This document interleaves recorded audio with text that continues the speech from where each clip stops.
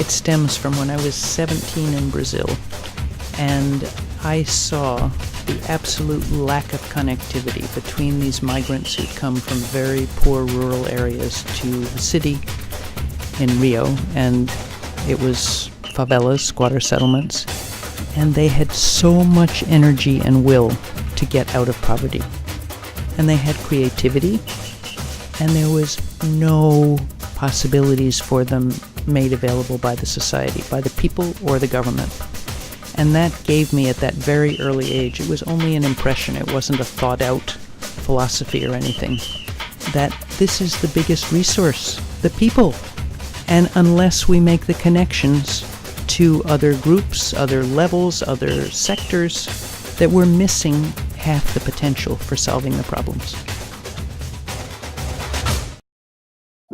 It was probably 10 years into Synergos that I realized that in order to form partnerships where you had true collaboration between groups who were class-wise, ideologically, sectorally, in all ways different, there were certain people who stood out as having the kinds of characteristics that were willing to reach out across divides. And so we began to notice these people.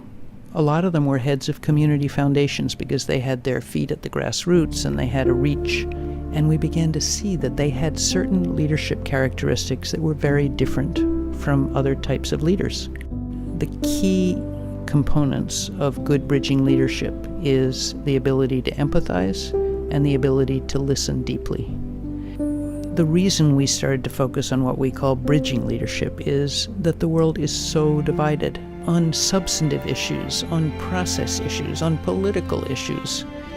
And what's needed is people who are what we call the allies in every sector, who have credibility with their own constituency, to come out of their own constituency and interact with people who are different from themselves. When we first started thinking about bridging leadership and people were asking me, well, how did you get to be interested in this?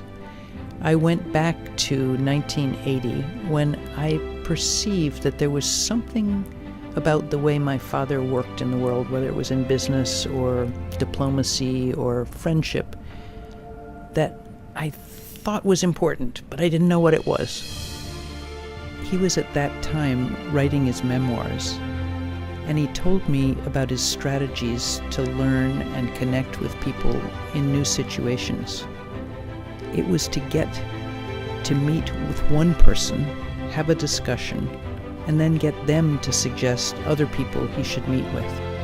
So he was, in essence, learning from many people, being passed from hand to hand, and always reaching out to new people, curious, open, mature aspects of bridging leadership. And I saw how he did it. I saw both his personality, his instincts, his skill at really making people feel comfortable and talking to people of all different backgrounds and gradually drawing them in. And I thought, that is something that's needed in the world. I think it's something that I have learned from him, and I'd really like to share that in the world.